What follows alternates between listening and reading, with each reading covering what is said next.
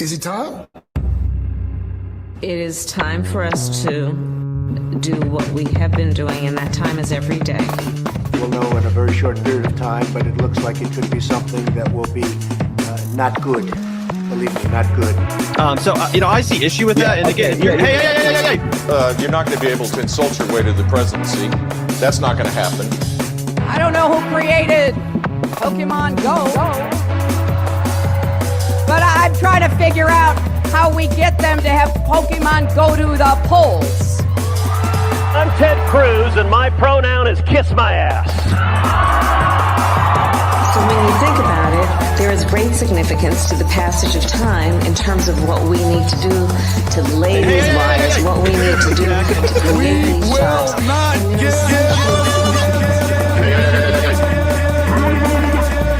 America is a nation that can be defined in a single word. I was going to put him. Not good. Believe me, not good.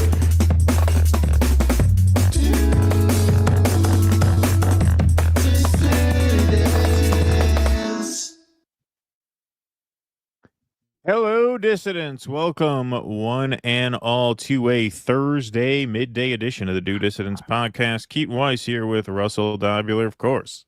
Hello. How is everybody doing today? I hope you're doing good today. On this Thursday, warm weather is finally arriving. I want to start out by featuring a Rumble Rant from Killer Hit, and God only knows that the state of the world has me so depressed that I spent the majority of my time lying in bed, just like Brian Wilson did. May he rest in peace. Yes, rest in peace, Brian Wilson, one of the greats, one of the great songwriters of the 20th century, an amazing melody writer, just an incredible artist, and he led the anti-rock star life. He was sick most of his life, mentally, physically. I really encourage you to watch the 2014 biopic called Love and Mercy, which is apparently based on Melinda Ledbetter, his second wife's book. And, there was talk, throughout the later parts of his life about how people around him were kind of exploiting him and pushing him to make music so that they could make money. And she was his manager, yada, yada, yada. But that movie obviously is told kind of from the point of view of a book that she wrote, so there might be a slant there. But based on Brian Wilson himself, he said she was my anchor, she was my savior, and she really was. She was his guardian angel. It's one of the great love stories in rock and roll history, and it's a very kind of anti-rock and roll story. But he was just a really wholesome and vulnerable guy and an amazing artist. So yes, rest in peace, Brian Wilson. Yeah, who's going to be the third, man? Sly Stone, Wilson. Yeah, that's right. Sly Stone too. That's right. That's right. Who's next? Week. Yeah.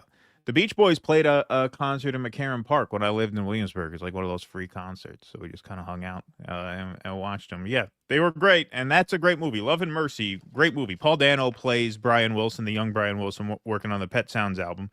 And then it splits the narrative between that period in his life and the older period in his life where John Cusack plays the older, ailing Brian Wilson. But that's a great movie, and so I encourage you all to check that out. And yeah, what a writer. What a writer. An amazing artist. What else we got to start the show? Well, tragedy has struck. We are going to forego our usual Boeing sound drop, given that this isn't just a funny story about a wheel falling off where no one gets hurt. There, it looks like actually we were saying 242 fatalities, but as you will see, this was breaking just before we went on.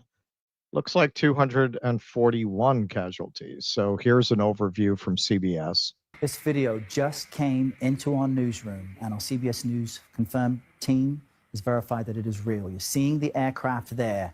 Within 1 minute of departing and taking off, it descends behind a building, and then a huge fireball comes out of the wreckage.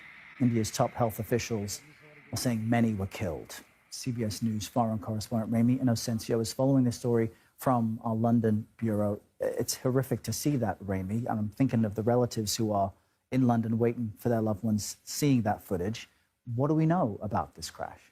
Yes, Errol, absolutely disastrous, anxiety-inducing images that are now still coming out from India. That plane was an Air India passenger flight flying a Boeing 787 Dreamliner. There were more than 240 passengers and crew on board, and we just saw its last seconds in the air. You could see it losing altitude. The airplane tracking site, Flight Radar, said that that plane lost its signal less than a minute after takeoff. Jesus. That was at an altitude of about 625 feet.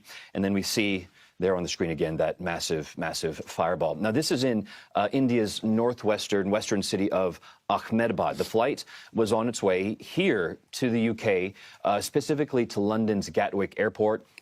And having just taken off, that of course means the plane was loaded up with fuel. This was for a 4,000-mile flight for more than 9 hours. And Air India says has come out with the passenger manifest. Most of the people on board were Indians, 169. There were also more than 50 British, 7 Portuguese, and 1 Canadian national. And the plane appeared to have crashed into what seemed to be apartment blocks. In some social media video, we saw laundry hanging from some balconies, and the tail, or at least a portion of the tail, resting on the top of what we have also verified as a hospital. So more information still coming out, and we'll keep on updating. And Remy, I know that, that we don't know much yet, but this aircraft seemed to have had a pretty solid record. I'm talking about the model of aircraft that crashed, since we just don't know what caused the incident. Do we have any leading theories yet from officials? Sure. No leading theories at this point. This is still very much an active investigation. But it is important to note that this is the first plane crash involving a Boeing 787. And Boeing itself has come out with a statement saying, we are aware of initial reports and are working to gather more information. But this model of aircraft has had battery issues in the past. The fleet was grounded, but that was in 2012, before this particular model was built. It's important to note that this airplane was delivered in 2014, so that was after. But again, Errol, this is now shaping up to be one of India's worst air disasters in history. I know Prime Minister Narendra Modi saying this is heartbreaking. We'll continue to share information with our viewers as soon as we have it. Remy, thanks for letting us know what you know. Appreciate it. Okay, so just a few things that aren't in that report. The pilots did get off a Mayday about 1 minute before the crash, so they knew something had gone wrong. From witnesses, early reports are that the landing gear was down, which it should not have been at that stage in takeoff. Some think that the flaps were not properly adjusted. Again, witnessing it from the ground, they don't really know. Um, this model of plane does have a solid safety record, the 787 Dreamliner. I actually flew on this plane before all of this Boeing stuff really started coming to a head. I took this plane to Europe last year, or the year before. Uh, but this is one of the planes that one of the whistleblowers testified they were jumping up and down on the wings to make the joints align so they could weld them together, and warned that over time micro fissures could develop in this plane because he witnessed it being put together that way. Now, what he described is pretty terrifying. He said the plane could wind up just coming apart in the air as a result. Clearly, that's not what happened here. But you also have reports about the manufacturing of a lot of these planes, including the Dreamliner, again, based on unconfirmed whistleblower reports, claiming that they used parts that had been rejected and they were under so much pressure to keep the line moving that they brought those parts back in. There are reports of metal filings and tools inside the joints of the plane. And again, I'm just reporting what some whistleblowers have said. This is very early. It's not clear exactly what happened here. But this was breaking right before we went on. Action time. We are human beings. We are not robots. We are machines. All right. So, Can we put this photograph off? Catastrophic engine failure. Because as I've been speaking, the miracle that can happen has just been confirmed to me as we speak. So I retract my previous comment of no survivors. There is a survivor. It's a miracle. There's a survivor? That's you the can survivor. actually see him walking off from the crash site. He was His on the name is plane? Vishwash Kumar Ramesh. That's what he says. He was seated in seat A11 of the Air India flight, and he has walked away with minor injuries. That's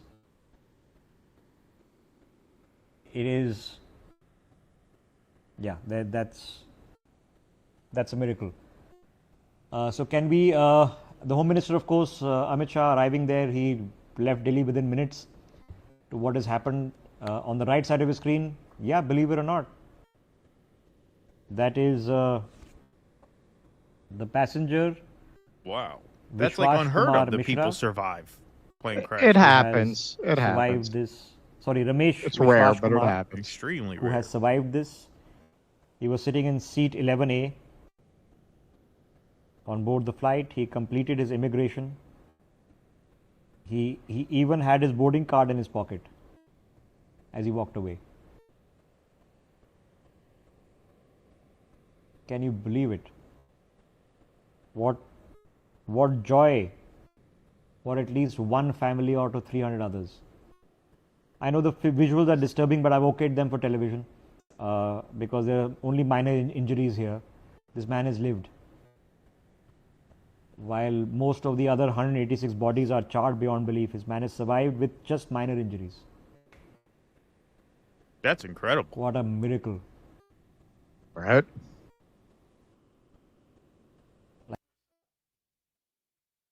They're signing him up to fight Samuel L. Jackson in a movie now. Yeah, exactly. It's like Unbreakable. Yeah, that's what I thought. I thought of that movie.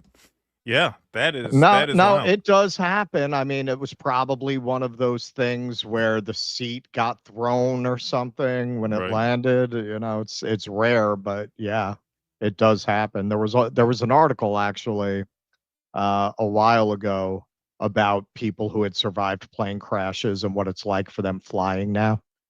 when they get on a plane now.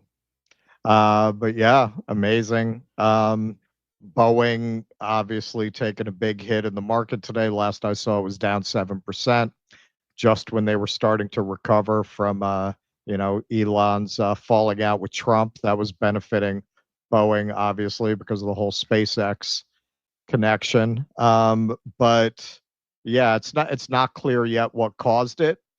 But there was having flown on a Dreamliner, part of their objective was to make it unusually comfortable for passengers, and I must say it was. When all this broke, I was like, God damn it, because I was using a kind of budget airline that only has Dreamliners, their whole fleet of Dreamliners. I was like, wow, the seats are really comfortable. They reimagined the windows that you have a better view in the window. The windows are kind of oval.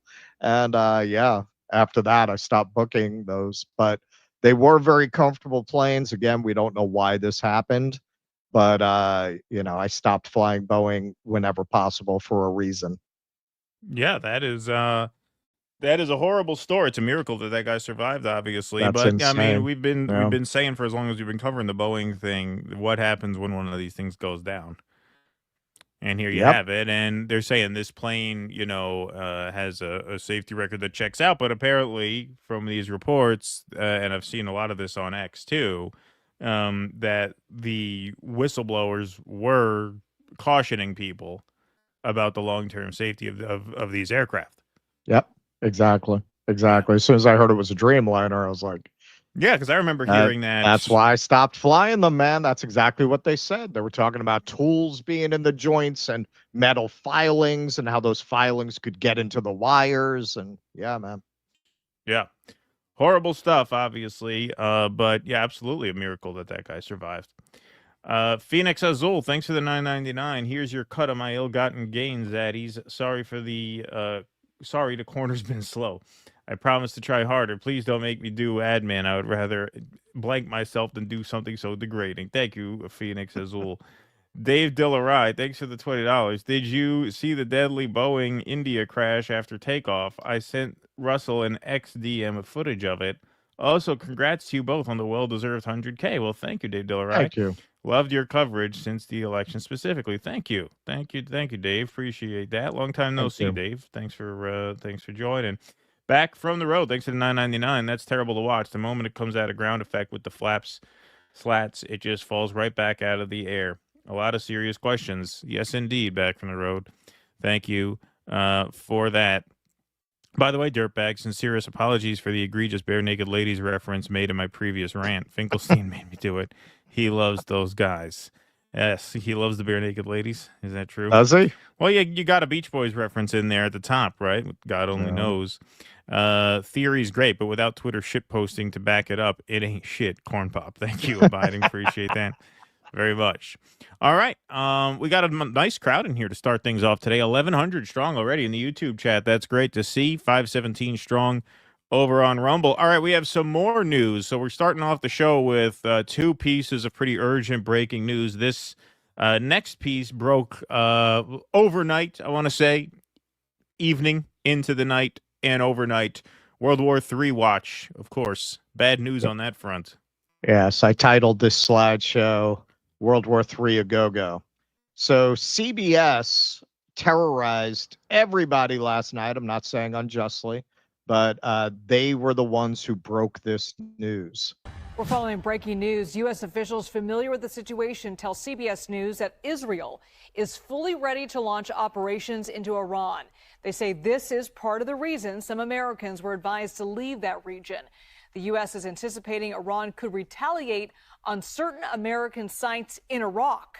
Israeli officials and White House spokespeople declined to comment on this.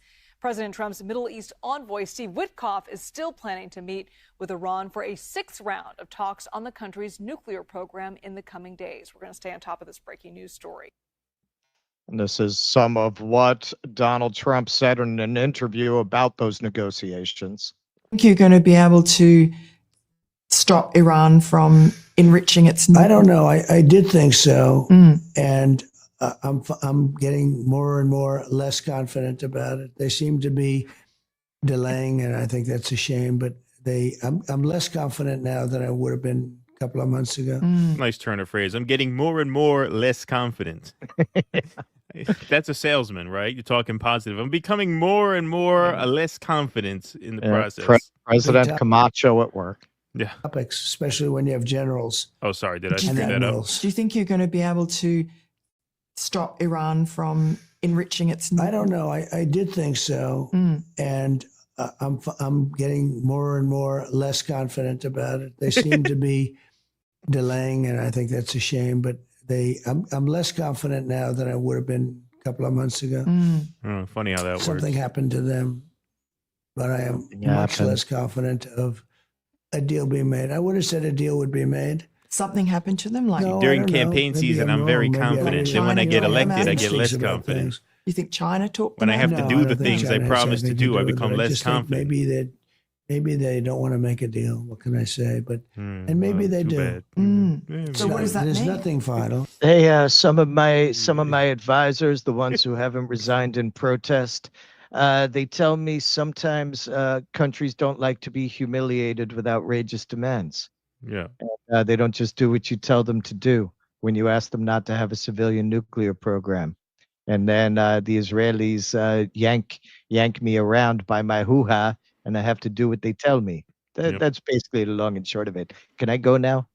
What happens then? Well, if they don't make a deal, they're not going to have a nuclear weapon. Right. If they do make a deal, they're not going to have a nuclear weapon too. But they're not going to have a nuclear weapon. So what she's asking is, are we going to go to war? From that standpoint, but it would be nicer to do it without warfare, without people dying. It's so much nicer to do it. Yeah. But I don't think I see the same level of enthusiasm for them to make a deal. I think I think they would make a mistake, but we'll see. I guess time will tell. We'll see. We're probably going to war after all, even though I said we weren't. All right. So Trump was. Do? What are you gonna do? Sometimes you get the bull, and sometimes you get the nuke. Did I say we were gonna not go to war? I meant we were. Did I say no new wars? I meant new wars. That's what I meant. Yeah, it's opposite day.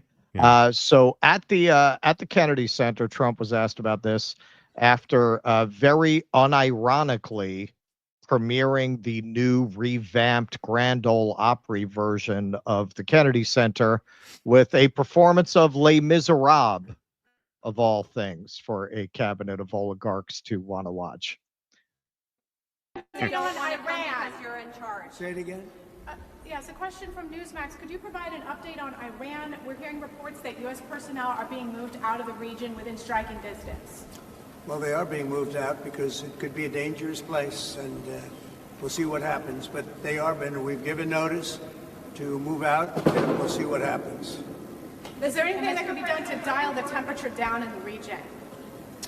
They can't have a nuclear weapon. Very simply. They can't have a nuclear weapon. We're not going to allow that. It's so clear he just kind of goes into robot mode whenever this question comes up because he doesn't want to say we're going to war, but Israel's line is they can't have a nuclear weapon, and so he just repeats that. He just, very, very like coldly, no emotion in his voice. Just, they can't have a nuclear weapon. That's what I have to say. My hands are tied. I'm sorry. They have video. They have video, folks. There's video. They have video. And speaking of video, how do you like Melania's tits? Everybody's seen those, huh? Right? Did I score? Not like that one from Bergdorf Goodman's. That was good for just one assault. This one, lifetime of assault. That's what I call marriage. That's how I think of marriage. It's a license to assault forever. So you want to see Steve Witkoff's interpretation of "Make America Great Again." Here's a little speech he gave to an adoring Zionist crowd recently. Great man who's not here tonight, but would have been if he could. His name is Donald J. Trump.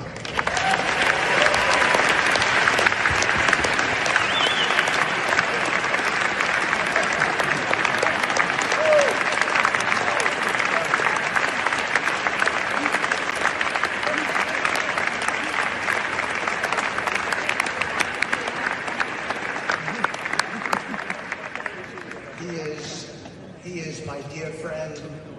He He is Howard's dear friend, Howard Lutnick, I'm speaking about. By the way, me and Howard have a contest as to who's closer to the president. We arm wrestle over it every day. It's a little fruity. Special man. A little He's fruity. an incredible friend to the Jewish people. No disrespect to Prime Minister Netanyahu, who I actually spoke to today. I think the President Trump could be the first sitting president who could also be the Prime Minister of Israel at the same time. Wow. So I just got to ask MAGA. So how do you feel when you hear things like that? Yeah. Do you feel like you've been had? I'm not trying to rub it in.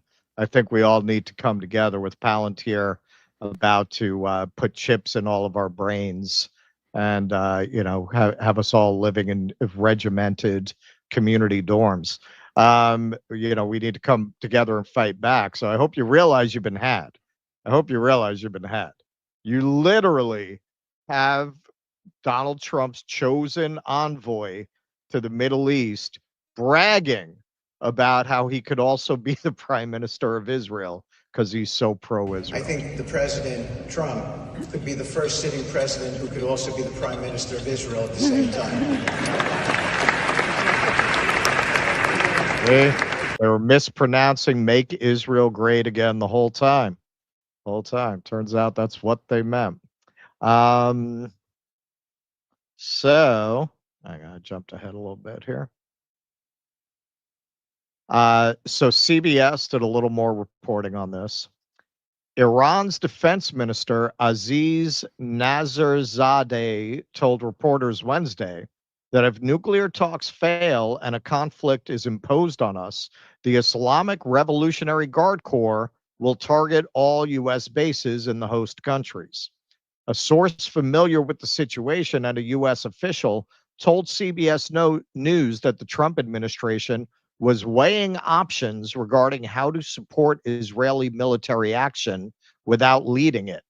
Those options could include aerial refueling or intelligence sharing, but the U.S. official was unaware of any commitment.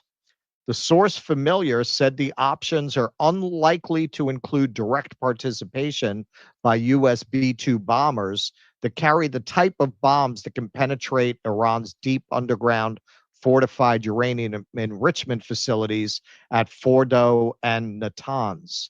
Without that type of strike by U.S. B-2 bombers, it is unlikely that Israeli military action could destroy the underground portions of Iran's program, and thus solo military action by Israel is presumed to be limited in its capability to fully eliminate the program. The Trump administration has sought a deal with Iran to limit the country's nuclear program, as international watchdogs say the country has continued to enrich uranium to near weapons level. The talks are delicate, and it's unclear how close the two sides are to a deal.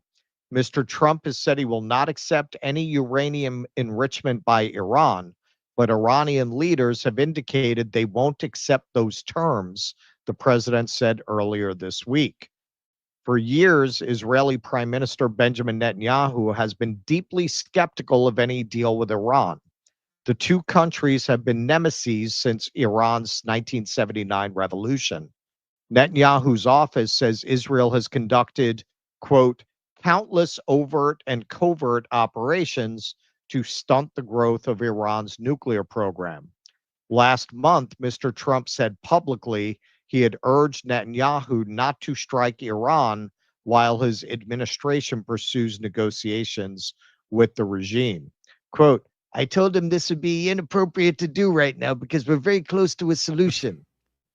Iran's nuclear program dates back decades, though the country has long insisted the program is only intended for peaceful purposes. Now, this is making the rounds. Netanyahu's Iran nuclear bomb claim timeline, 1992 to the present.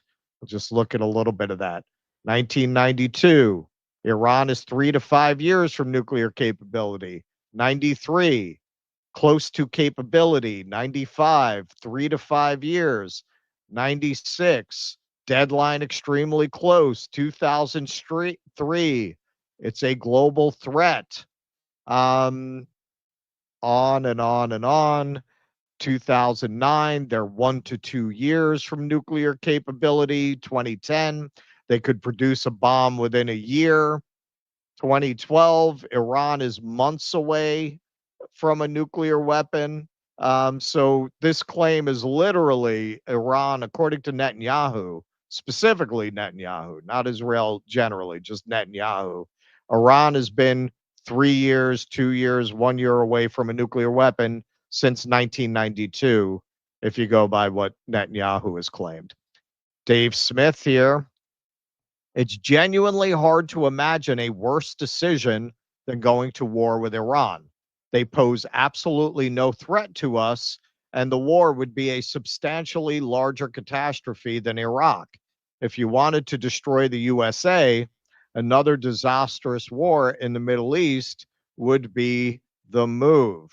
All right, so he took a break from trashing Chase Oliver to call out the person he supported for president. Good job, Dave. Lee Fong. The Israeli government pressured the U.S. to crack down on speech critical of Israel. Now it is demanding that America support its war of aggression against Iran. One small country with an ultra-powerful domestic lobby wields mind-bending levels of influence. Indeed. And Michael Tracy. If you believe Israel would attack Iran without authorization or coordination from the U.S., you are in strong contention for world's biggest dope. Indeed. Yeah, we tried to hold him back. We tried to stop him, but you know Netanyahu, he's crazy. He's like a pit bull, that guy. What can we do? He's right. There's no way they do that without permission from the U.S.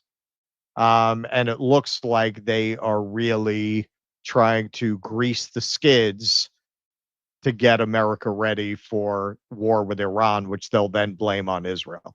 Israel, you know, they broke the leash. What can we, now we have to support them. What are we going to do?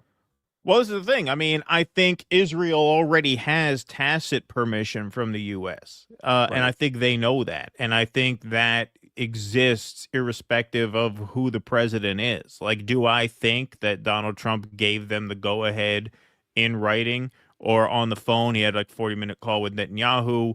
We don't know how that went. He says it went very well. Reports are that it was tense.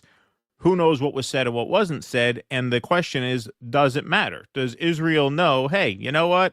For all their fucking bullshit, at the end of the day, they will back us if we do this. I think that is the sort of arrangement that we have. And I think Netanyahu knows that. And this is clearly Israel's war. And if we fight it, we are clearly fighting it for Israel. You remember back, I think this was a couple of months ago, Witkoff and I think one other official, may have even been Rubio, made a little slip up. We covered it on the show where they said, yeah, we'll allow Iran to import previously enriched uranium for a civilian nuclear program, right? We're not going to let them enrich it themselves, but they can have enriched uranium that is enriched somewhere else. They can import it and they can use that to develop a civilian program.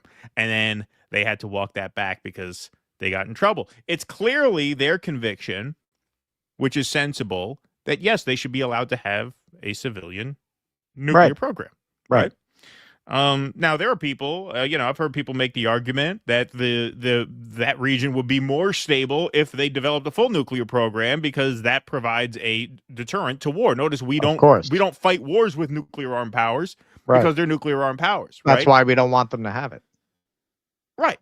Exactly. So there's an argument for that. There's also an argument for just denuclearization across the board because these weapons are way too dangerous. And so you can make the argument that, hey, in principle, we just have to be against nuclearization broad-based and we have to work on creating less of these weapons. Okay, that's fine. That's a debate you can have. But it's clearly the position of the Trump administration, Israel influence notwithstanding, that yes, they can develop a civilian program. It's clearly Netanyahu agitating for war. It's clearly Israel saying, no, we will not allow for that. And if we have to, apparently, we will strike. And then when they retaliate, what are you going to do? Are you going to abandon your key ally or are you going to fight alongside us? And they trust what that answer is going to be. They have no reason not to. They have no reason not to. And here we are. Here we are. So for all of the rhetoric, we're going to do an Israel segment next. For all of the rhetoric, what has actually happened? What has actually happened? We've had World War III tensions flame and grow, not just on this front, but even in Russia, Ukraine, where we're further away from a peace deal than we ever were. Right. Than we ever were. 24 hours. Exactly. Yeah, 24 hours. So you have to tell yourself, you have He's to a ask revolutionary. yourself, well, yeah, exactly. Like for all the shit this guy says, what does he actually do? He talked about cutting the military budget in half. Turns out he expanded the military budget. He talked that he was going to avoid Middle East wars. Here we are right on the doorstep of a Middle East war. He said he was going to get Russia-Ukraine handled in a day. Here we are further from peace than we ever were. When you go down the line and you run down the list of actions this administration has taken, it's very clear that the deep state and the military-industrial complex has gotten exactly what they wanted.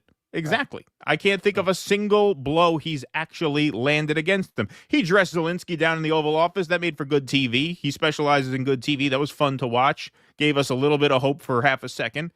But even that was very obvious. It was very obvious he had no real strategy on how to follow through and bring that war to an end. So, yeah, just disaster on every front.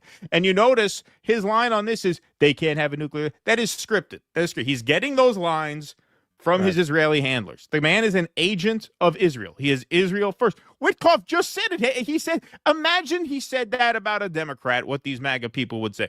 Oh, Kamala Harris, yeah, she could be prime minister of Israel as well as president of the United States. What would these America First people have to say about that? Somebody should tell the media that Donald Trump is colluding with a foreign power. Yes. They should get on that. Yeah, absolutely. I think so. That would be worthwhile, in my opinion. All right, let's go to Gopnik Otaku. Has Russ ever considered being a voice actor or do voiceover work? I have not considered that. No. Well, putting it out there. Randy, thanks for the $10. Says thanks for your reporting. Thank you, Randy. Appreciate that very much. Iranian Kiddo says Iran's nuclear sites are deeply embedded in the mountains. What are they going to strike? Mountains? LOL. That's another question. Amber Grego, good morning from the great state of Washington. Good morning, Amber. Thanks for watching. Thanks for waking up early, 9:44 a.m. out there on the West Coast. Kit's Corner says, I'm still waiting for Douglas Murray to appear out of the shadows in a straitjacket. I can smell you coming, Davey. I've always been aware of your presence. Peers won't last long. Thank you for that, Kit's Corner. Watts riot started on El Segundo Boulevard during a routine traffic stop of Corn Pop and his purple 64 Impala with an open bottle of Thunderbird. Thank you, Abiding. Appreciate that. Vito is here. It's Vito. As we head into wars that we cannot win, no one actually wins a war. They just end. It is my profound hope that we come to our senses and find peace. Cancer sucks. You guys rock. Thank you, Vito. Thank you. You rock. Appreciate that. Okay, what do we got? Kit's Corner here. I saw your Brazil comic story on Jimmy's show. As I've explained to people, comedy is a form of art. Art is subjective to people's different takes. If we jail comedians, wouldn't that target painters? Yes. Yeah, that is a horrible story. Absolutely horrible story. That's why we decided to cover it. Eric Rousseau says Trump gets tanks and soldiers for his birthday party. He couldn't settle for clowns in a bouncy castle. That's right. We are going to be covering the No Kings. Are you covering one up there? Did you find one up there? Well, there is one up here. Yeah, there is one up here. I should be able to make that. So we're going to be covering those on Saturday. We'll have the footage on Sunday. Yes, that's right. Nocturnal Human says if you have to fly, ask for seat A11. There you go. Yeah, they're going to charge extra for those for that seat now. Yes. Okay. There should be an airline actually called A11 Airlines. You should start an airline now called A11. It's the only ejector seat on the plane. Yeah. Right. Yeah. Exactly. That'd be quite something. All right, folks. We are going to move right on along here. Okay, so as we stand here, we are on the doorstep of war with Iran, which would be a violation of a promise of Donald Trump's not to involve us in any new Middle East wars. So while we're on the subject of broken promises or speculation gone wrong, remember this headline here from just about 1 month ago, almost to the day. This was in the second week of May.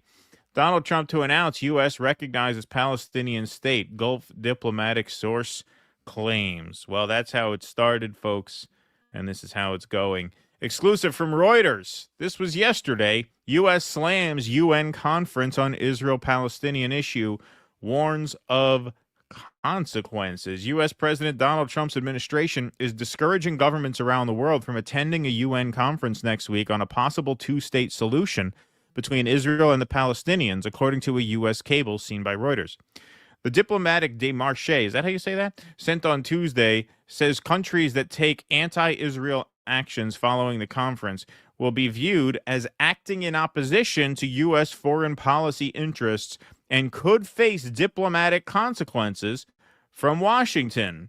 The démarche, which was not previously reported, runs squarely against the diplomacy of the two close allies, France and Saudi Arabia, who are co-hosting the gathering next week in New York that aims to lay out the parameters for a roadmap to a Palestinian state while ensuring Israel's security. We are urging governments not to participate in the conference, which we view as counterproductive to ongoing life-saving efforts to end the war in Gaza and free hostages, read the cable. President Emmanuel Macron has suggested France could recognize a Palestinian state in Israeli-occupied territories at the conference. French officials say they have been working to avoid a clash with the U.S., Israel's staunchest major ally.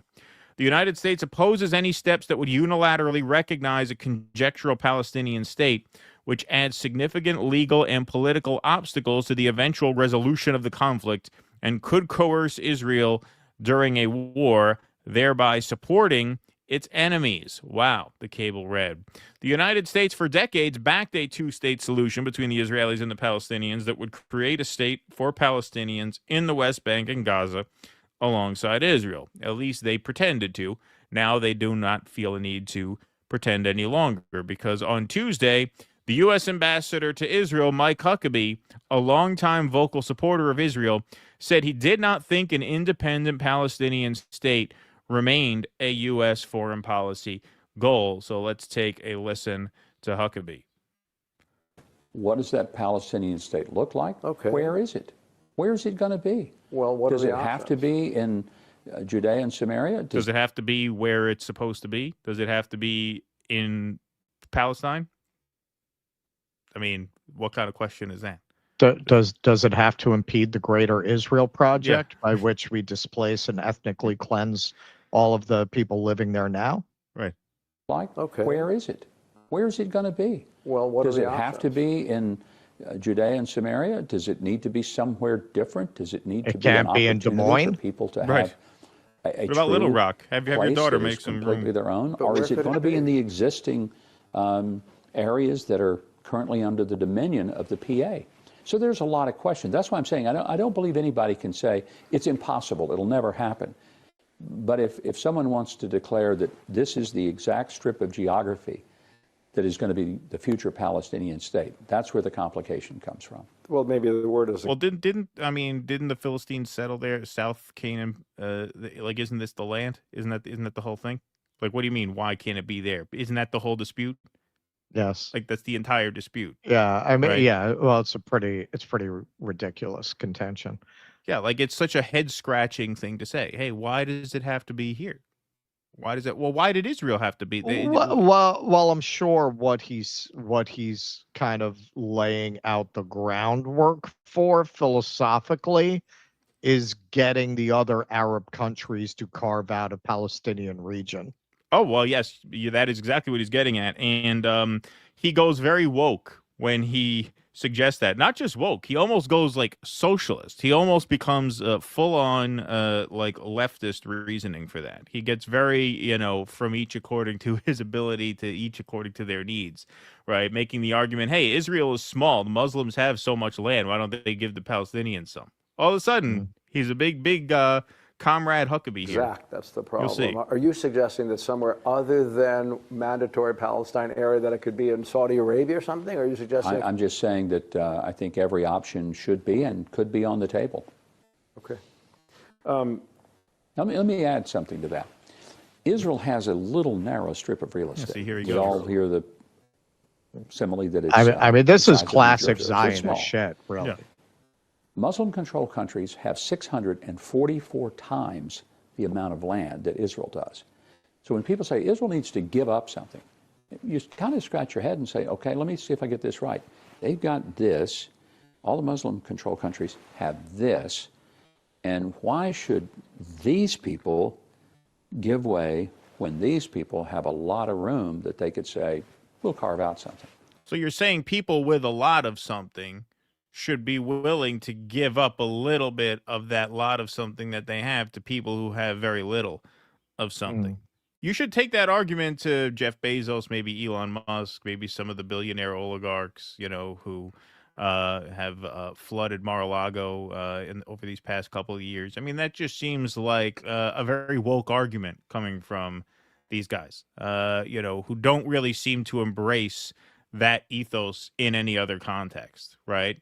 Have you ever heard these people say, rich people have so much here in America, they should be willing to pay a little more of that in taxes so that people who have very little can have a little more, right? But look at how all of a sudden when the question is Israel, they become very woke and very compassionate and very empathetic. All of a sudden they have this real understanding for the downtrodden victims who they paint as the Israelis. And hey, the Muslims have all this land. Why can't Israel have some? Why can't they give the Palestinians some of theirs and let Israel keep what they have? Yeah, honestly, I've said this throughout this entire crisis, this entire post-October 7th crisis. It's been remarkable to me, being somebody who got kicked out of Hebrew school when I was 9, grew up mostly with Catholics, so I wasn't really tuned into the conversation in that world for most of my life. And now, as an adult, to hear the same shit I heard in Hebrew school in the 70s, like it hasn't changed at all. This is exactly the narrative from when I was a child. This is exactly what they used to drill us on in Hebrew school, how small Israel is. It's a tiny little piece of land, and, because of anti-Semitism.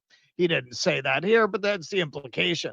All of these Muslim countries around them, why don't they take these people? And the next level of that is it was a land without a people, right? But Right. these people weren't even there. What are you talking about? Forget about all the pictures of their developed cities and settlements that were there. No. We just came in and the Arabs sent people in there to destabilize us. I mean, it's just crazy stuff. And when you talk to people who are raised within Zionism, which unfortunately at this point is pretty much what it is to be raised within Judaism, with some exceptions, you're going to be told that narrative. You talk to them, it's amazing how ignorant they are on this subject. They don't even know enough, not even like Benny Morris, a Zionist who actually could debate the facts of it. They don't even know. They have no idea. They have no idea. You have these people literally walking around thinking this was an empty desert that a bunch of Eastern Europeans went into, and through their incredible, unique master race genius, figured out how to grow crops in. Like, this is what they think is there. And these evil Arabs just hate Jews, so they want to destabilize their beautiful country. Yeah. And, that is so strong. It turns these real, conservative zealots into, social justice warriors. That's what they are. They're social justice warriors for Israel. When it comes to Israel, they want DEI, they want cancel culture, they want speech codes, they want safe spaces, and apparently they want redistribution of wealth. Hey, the Muslims have all this land, the Jews want a little bit of it, so why can't they just give them some and have a Palestinian state in one of their countries? Pretty inconsistent, I'd say, but not surprising.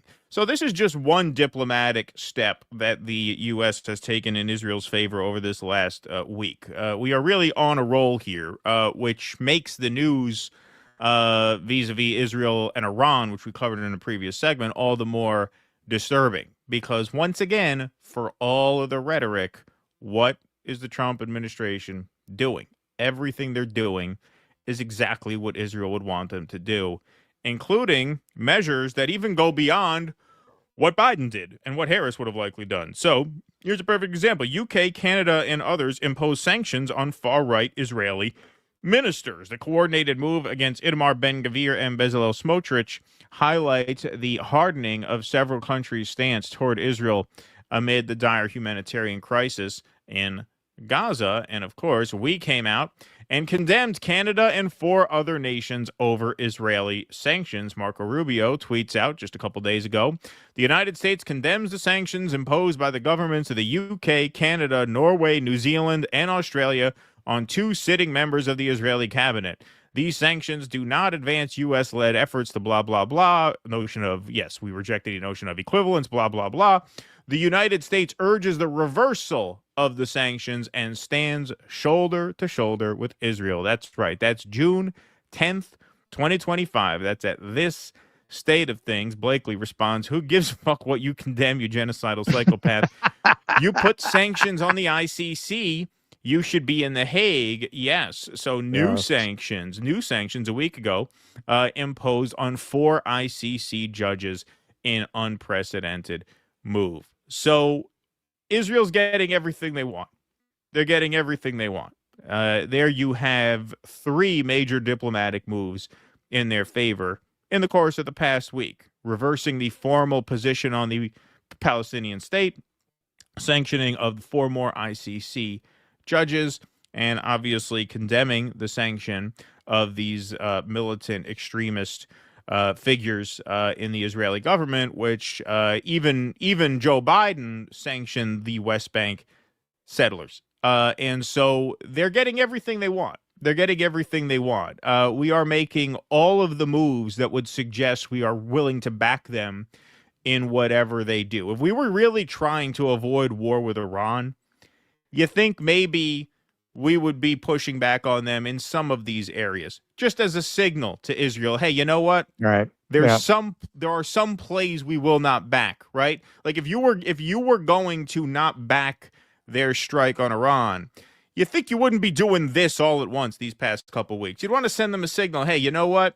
There's places we won't go for you, but there's no place we won't go for them. There's nothing we won't do for them, as signaled by this. Which makes the recent saber rattling with Iran overnight all the more terrifying, in my opinion. Yeah, and this is why when you get a vague rumor that Trump's gonna recognize an unsubstantiated report from the Jerusalem Palestinian Post. state, you know, I know that the bangers and mash are getting really pricey, but maybe don't run around talking about how he's going to be the greatest president ever on an unsubstantiated rumor, even as he's committing some of the greatest offenses against freedom of speech and protest that we've ever seen in the history of the United States. Maybe don't go fluff him up like that. You know, maybe don't play this guy up like he's some kind of a peacemaking revolutionary fighter against the deep state, when it's been very fucking obvious since he took office that he's actually exactly what the deep state needed to push its agenda. Yeah. Because it completely neutralized the people who were resisting that agenda. Now, this, to the credit of the MAGA movement in general, there is a lot of dissent about this. And I think if we really go to war with Iran, he's going to lose most of his base. Mm-hmm. And I think a lot of the grifting influencers, the Benny Johnsons, the people who have really built their entire business around just fluffing up Trump, that they're going to have a very hard time sustaining that, man, because they're going to look very bad at that moment when, what are they going to do? Attack Trump? I mean, maybe they have no morals, like it's a business, but you're going to have a real hard time selling that when this motherfucker starts World War III on possibly 2 fronts. It is exactly the opposite of what he said he was going to do. And it's not even like a situation where you could say, well, this was out of his control. It's very obvious Miriam Adelson is riding his ass every day, and he does whatever they tell him to do. All this make America great shit. And that was obvious before he got elected. Yes. That's why we never endorsed him. That's why we always made it very clear. After he got elected, people were trying to get really excited about how he's going to come clean house. Look at who he picked for his cabinet. Look who he picked for his cabinet. You got a drunk maniac who talking about how the biblical prophecy of Israel has to be fulfilled as your Secretary of Defense. You got Tulsi Two-Face over there on every side of every issue talking about how these student protesters are being Islamicized. Got RFK, needless to say. I mean, it really shouldn't have surprised anybody, but it was so craven. It was a surprise when one of his first acts was to name anti-Semitism as a public health crisis. But it was very Pam Bondi. We're not. We need to coordinate with the FBI. This was exactly what they said they were going to do when they got in. Like, it's not like all of a sudden the mask came off. This is what they said they were going to do. Fucking Crazy Eyes Patel. We're not doing enough for Israel. It's a rogues gallery of the most foaming at the mouth fanatical Zionists you could imagine. What does that tell you about what kind of administration it was?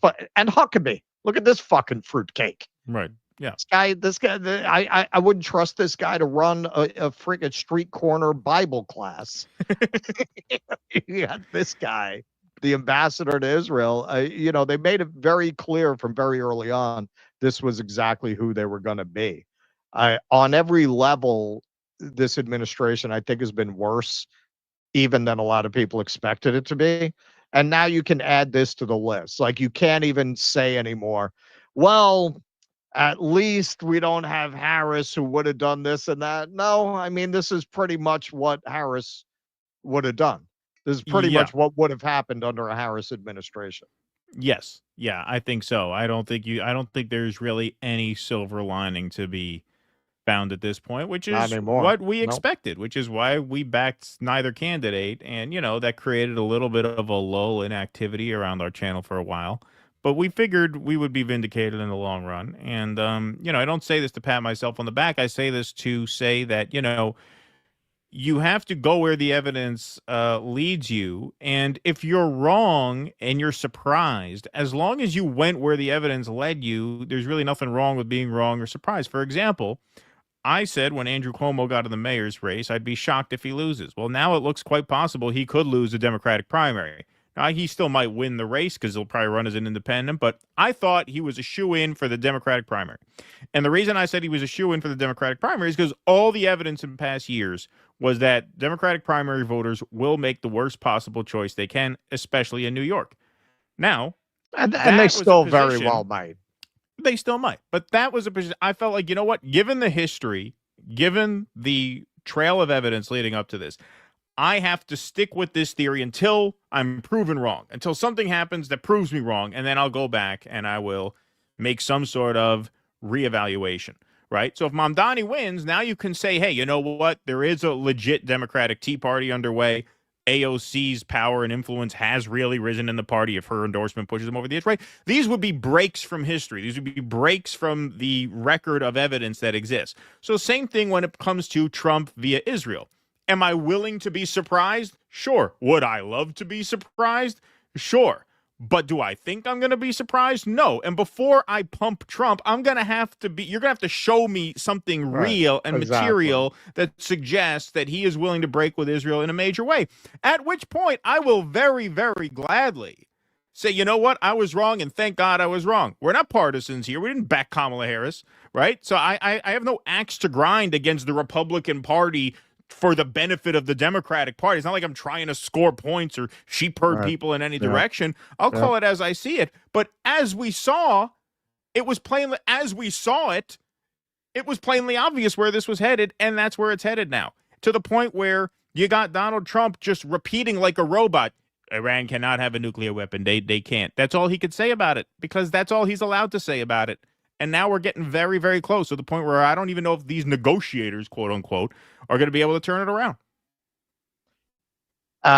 Yeah. Well, I mean, honestly, I think that's where when you do this, what we do when you're a commentator, you have to be very careful to build your audience in a way that you are not going to be captured. I mean, I think if you see, wow, the numbers really come in when I say this, and you take that bait, you follow that temptation of saying more of it, well, that's a vicious circle, man, because now if you keep doing that, well, now that's your whole audience. Right. So Trump, kind of breathes or winks or nods or kind of some report on some site says a thing. You have every incentive, especially if you've built your audience on that premise and Trump keeps shitting all over that premise. Right. You get like a little manna in that desert. Yeah, he's going to be the best president ever, because you know that's what your audience wants. So any chance you have to pump up that narrative, especially with such a lack of stories you can jump on and spin that way, you're going to do it. But that's why, stick to your guns, live close to the ground, keep your expenses low, and then you can maintain your integrity. That's right. It's all about keeping their expense. It's all about buying generic store brand cereal as long as you can. That's it. Go to freaking Costco. Right. Buy things in bulk. Join Sam's Club. That's right. Yeah. Best pizza, Sam's Club. All right. Don't even say that. Noah Goop. You're a pig. They should build the planes out of that guy. Good one, Noah Goop. That's a funny one. I like that. They should build the planes out of him. Eric, so if Israel bombs Iran, I say let Israel level Tel Aviv, flatten them like they did Gaza. Those lunatics don't ever want peace, as seen in that BB documentary. Well, that's the thing. Does Trump have the guts to say, hey, if you do this, you go it alone? If he says that, maybe they don't do it. But they know he's not going to say that. And the fact that he hasn't said that gives them permission. That's what I meant about they have tacit permission. In other words, they know the standing order of things is the U.S. will back us. So until we hear otherwise, we're going to assume we have your backing. And that's why they're taking these measures. Damon Wolf, last good Boeing was the B-17, but it was only a 10-passenger. Also, never forget when they evacuate people, the bombs are coming, and if Israel does it, we're blameless. Thank you, Damon Wolf. Appreciate that very much. Back from the road, another war without even a fucking congressional brunch, much less a vote. D.C. is occupied territory. Thank you. Israel is funding ISIS fighters in Gaza to sow chaos, so IDF has excuse to kill Palestinians. Yes. Yeah, that was a story that broke as well. Eric Rousseau, if you still support Trump at this point, you're in a cult, just like those shit libs you all cried about. Yep. Thank you, Eric Rousseau. Appreciate that. Check Hegseth's Twitter feed if you want to know when the Iran bombing will start. Thank you, Judy Denmark. Did he tweet something out? Appreciate that. Okay, what do we got over here? Iran never said it would stop enriching, especially not after losing trillions under sanctions. The uppies say, what will the justification for these actions against Iran, do you think? Terrorists, bad vibes, they're not white. Well, Israel's supposed justification is that they're pursuing a nuclear weapon, and that's our line. That is what Trump's line is. They cannot have a nuclear weapon. He knows that's a hard. This is why he looks so lifeless. He looks so defeated. He looks so tortured having to say that, because Trump's political instincts are pretty good. I think he knows that his base ain't buying that. His base ain't buying that we have to go to war so that they can't develop uranium. I mean, I think he knows that's a loser, which is why I think he's trying to stave them off. But they got video. That's the problem. That's the problem. That's the sticking point. All right. Great crowd in here. 1,900 strong in the YouTube chat. 795 over on Rumble. 577 likes. Let's get that up over 666 by the end of this next segment so we can do a little headbanging here. All right, folks. This story has a great ending that just broke since we started the show, and so I'm going to leave Russell in suspense. But this has a great ending. Oh boy! Yeah, there's a great ending to this, and this is, the universe was kind to me this morning because there were so many stories. I was wrestling back and forth on what to cover. As late as 10 a.m., I'm thinking, okay, what should be my last story of the day? I got all these things to choose from. I chose this one, and the universe paid me back. The universe rewarded me, so I know I made the right choice. So we're going to cover the LA riots, more from the standpoint of immigration and the economic consequences or lack thereof of these deportations. So here is a segment of Gavin Newsom's speech that he gave. It was only about 8.5 minutes. It was pretty short. We're going to play the first couple minutes of it.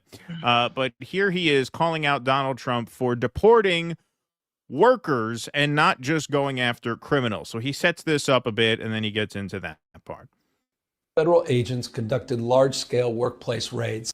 This past weekend, federal agents conducted large-scale workplace raids in and around Los Angeles. Those raids continue as I speak. California is no stranger to immigration enforcement, but instead of focusing on undocumented immigrants with serious criminal records and people with final deportation orders, a strategy both parties have long supported, this administration is pushing mass deportations, indiscriminately targeting hardworking immigrant families, regardless of their roots or risk. Donald Trump, without consulting California law enforcement leaders, commandeered 2,000 of our state's National Guard members to deploy on our streets, illegally and for no reason. This brazen abuse of power by a sitting president inflamed a combustible situation, putting our people, our officers, and even our National Guard at risk. That's when the downward spiral began. He doubled down on his dangerous National Guard deployment by fanning the flames even harder. He again chose escalation. He chose more force. He chose theatrics over public safety. He federalized another 2,000 Guard members. He deployed more than 700 active U.S. Marines. These are the men and women trained for foreign combat, not domestic law enforcement. Trump is pulling a military dragnet all across Los Angeles, well beyond his stated intent to just go after violent and serious criminals. His agents are arresting dishwashers, gardeners, day laborers, and seamstresses. That's just weakness masquerading as strength. All right. So calling out the deportation of workers. And to back that up, here's some video. ICE raids at produce farms. Kevin Dalton, President Trump is going to clean up Gavin Newsom's lawless California, whether Gavin Newsom likes it or not. ICE makes early morning raid on produce farm in Oxnard, California.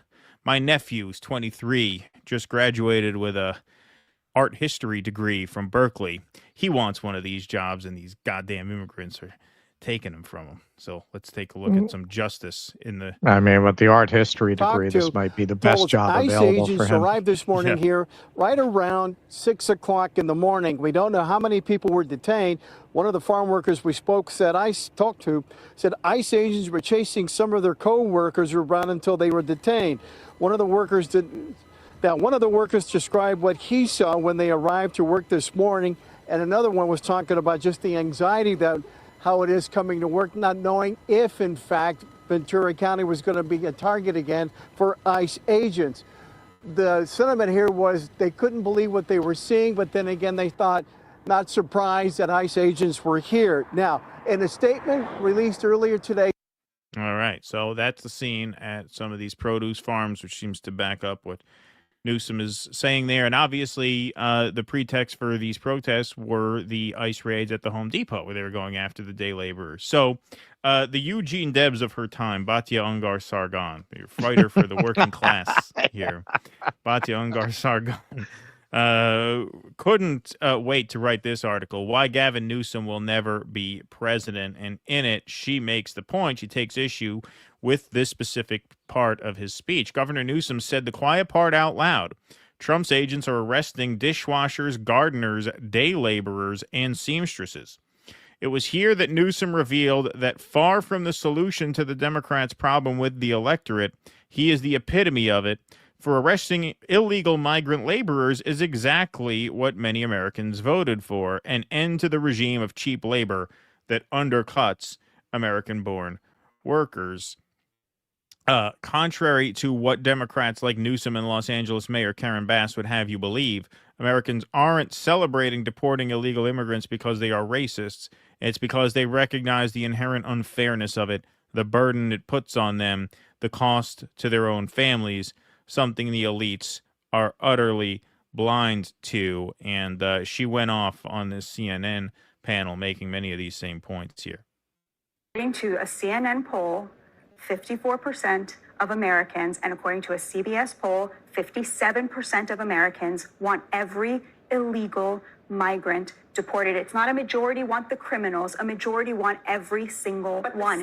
That is the mandate that Donald Trump believes he was given. Immigration was the top reason people voted for him. Kim Kardashian hates this because she is rich, like the people who employed those nannies. Rich people are now the base of the Democratic Party. They are the employers of low-wage labor. They love illegal migration because they get to pay their nanny less than they would have to pay an American. So, of course, they are very upset that their jobs program of an open border is coming to an end.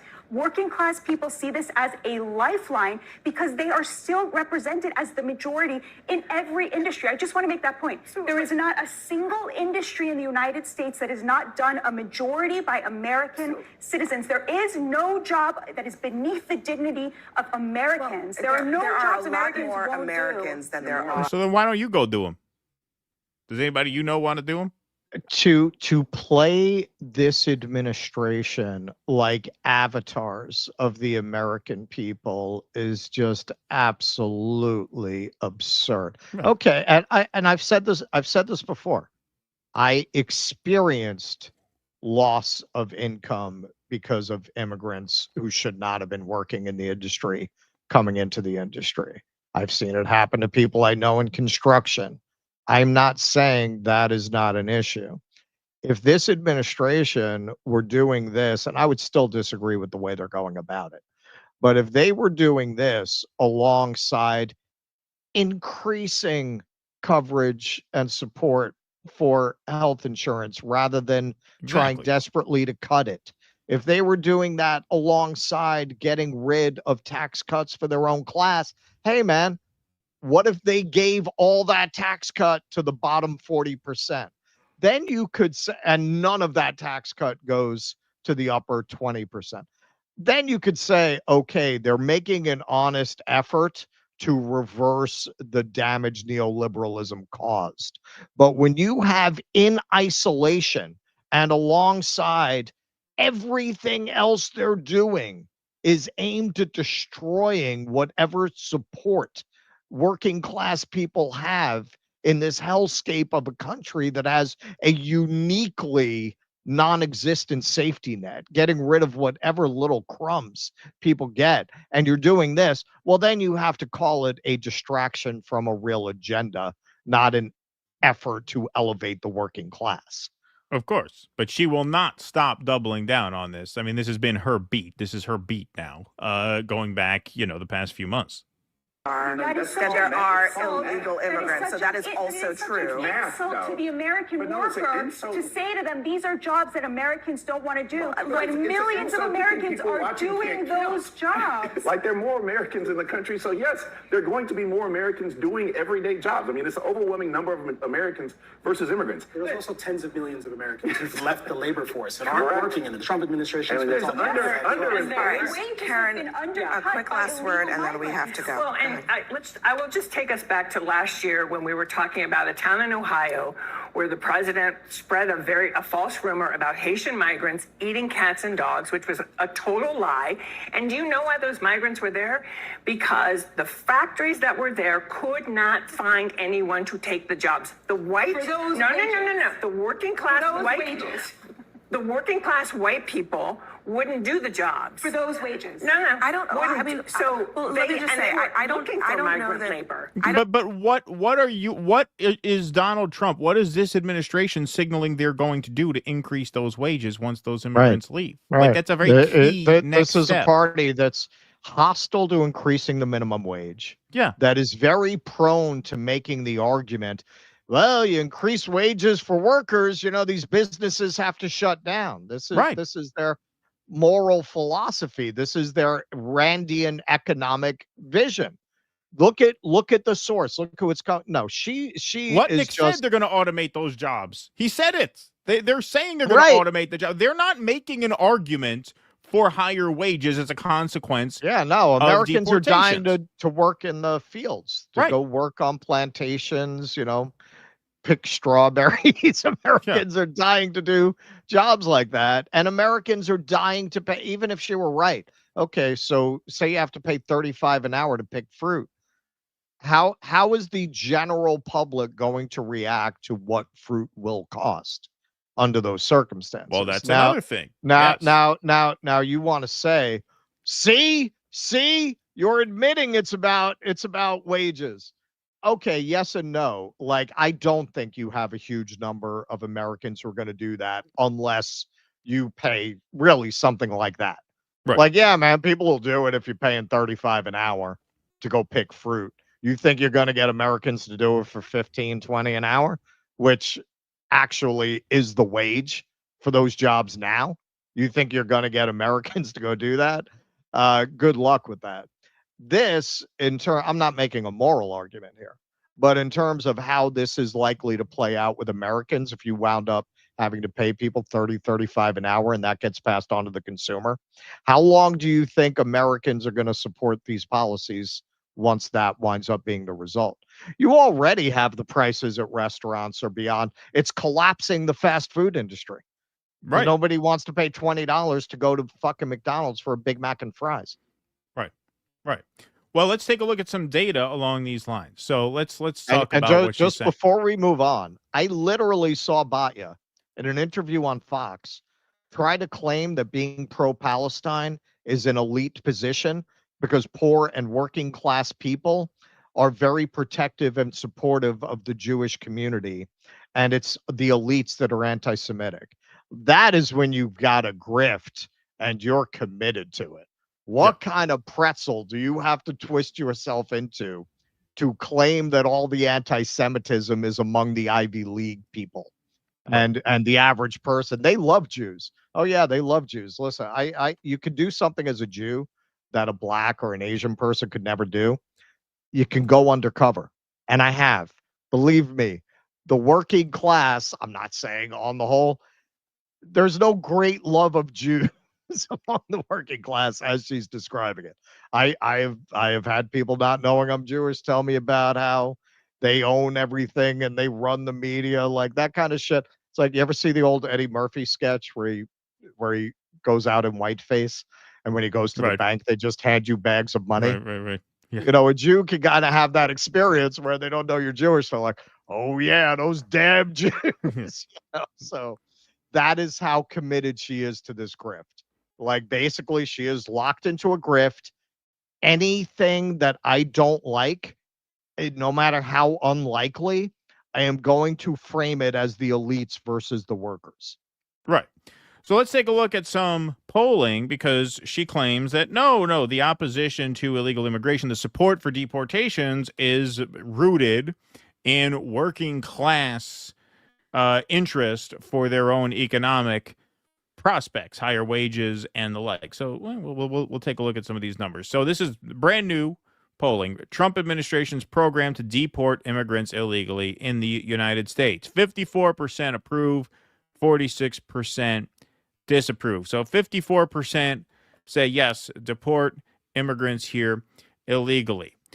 Trump's deportation program is making people in the U.S. safer, less safe, or no change. So 42% say Trump's deportation program is making the U.S. safer, 30% less safe, and 20% no change. Now let's take a look. 27.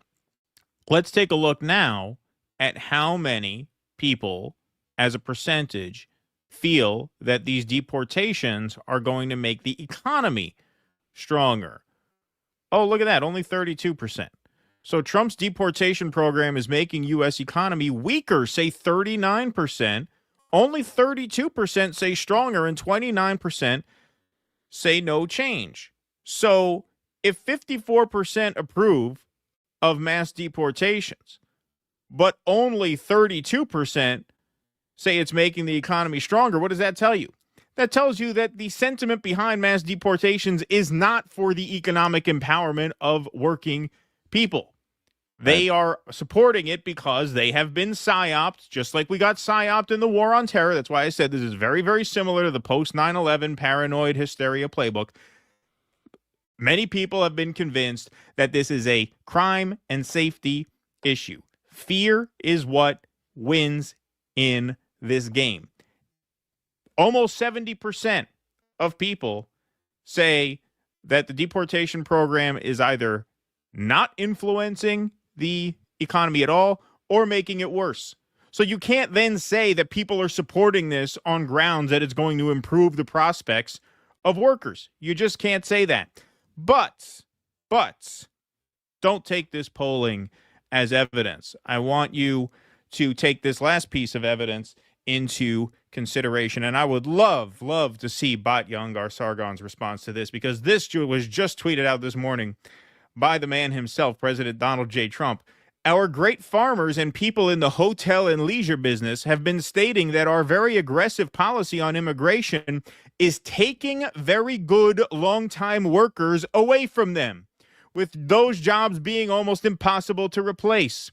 In many cases, see, now he adds his cope to it. In many cases, the criminals allowed into our country by the very stupid Biden open borders policy are applying for those jobs.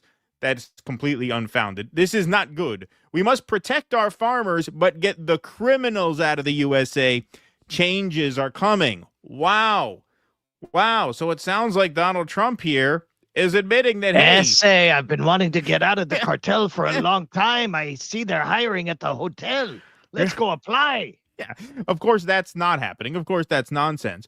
But the first part of that is pretty big news from Donald Trump. Our great farmers and people in the hotel and leisure business have been stating that our very aggressive policy on immigration is taking good long-time workers away from them.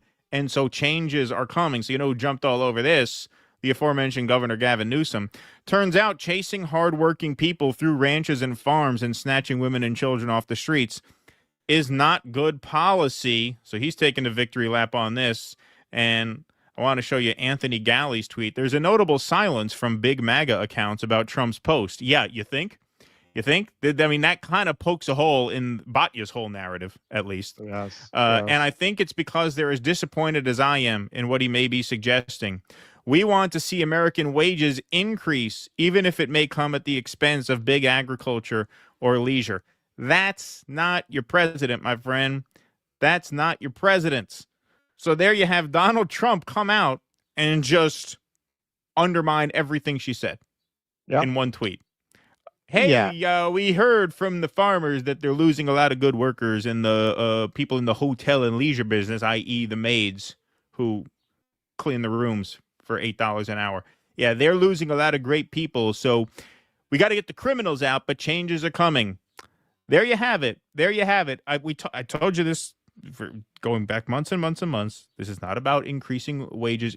Working people's wages are not going to go up as a result of these deportations. That's not what they're about. And I predicted that Donald Trump would not even make that argument. He wouldn't even try to make that argument. They're going to frame this as crime and safety, foreign terrorist gangs. That is what wins. That is why his numbers on this are as high as they were. And if you live through the post 9/11 PSYOP, you know that is very, very powerful. And it is powerful. That's why his numbers on immigration are as good as they are. 54% still in favor of mass deportations, but not because they think it'll benefit workers, because they've been scared of the brown immigrant, just like after 9/11, they were scared of the Muslim man. That's the play. It has nothing to do with economic empowerment. I can't wait to see Batya Ungar-Sargon's take on that tweet. I can't wait for that. She might just ignore it. That's what they usually do. These real grifters, they'll duck stuff that's off a brand. Exactly. Yeah. Okay. So this is the dirty reality, because there is a plummeting birth rate throughout the West, which affects the productivity of a society. America has had a uniquely strong GDP relative to other Western industrialized nations because the immigration has been making up for the drop in birth rate. So we've had a more youthful workforce than we would otherwise. Younger people, they work harder, they save up, they buy houses. In a way, older people don't spend in that way. The problem has not been that. You could argue the immigration is part of what's been keeping us afloat. The problem is something they do not want you talking about, and that's the purpose of scapegoating immigrants. The distribution of wealth is the problem. They are stealing all the money and telling you to get mad at your neighbor because he's got something you don't, or if you got rid of him, you could have what he has. You're not going to have what he has. All these people care about is stealing all of the productivity gains, all of the wealth that comes from those productivity gains, and stuffing it into their own pockets. You're still going to be living that peasant life because that's the only life they afford you. If you get an increase in productivity, they'll take it. They'll steal it. They are slobbering for the AI robotics revolution to displace you. They hate you. They don't even want to have to provide any kind of health care, any kind of nutrition support for your children. They want to exterminate you like a bunch of rats. That is the vision they really have for you. So when you see them getting rid of immigrants alongside instituting policies that are going to kill off huge swaths, and I don't say that lightly, literally, between the healthcare SNAP programs, literally kill off large swaths of the working class. The purpose is to distract you and keep you focused on that so they can keep picking your pocket. When they get rid of these immigrants, as Keaton has pointed out many, many times, if you think the result of that is, you know what, I think we should start paying more for American labor, you're crazy. You're crazy. How do you see it when they increase wages for fast food workers in California? Well, that's going to incentivize them to go to automation. So why don't you think that here? Right. Why do you think they're not going to go to automation here? Like, if that's how you think business works, well, then why do you think the result of this, of increasing cost of labor here, especially as we're on the precipice of an AI revolution, is not just going to lead them to redouble their efforts to replace you? Right. Or they'll just make less shit and charge more for it, as they proved coming out of COVID. Right. That's why inflation spiked in the first place, because they were having a hard time getting people to come to work. And so they figured, you know what? We'll just make less of the stuff and we'll charge more for it. And our profits will go up, which they did. Corporate profits surged as inflation surged. They weren't raising prices because they had to, because they just can't find work and no one wants to work. No.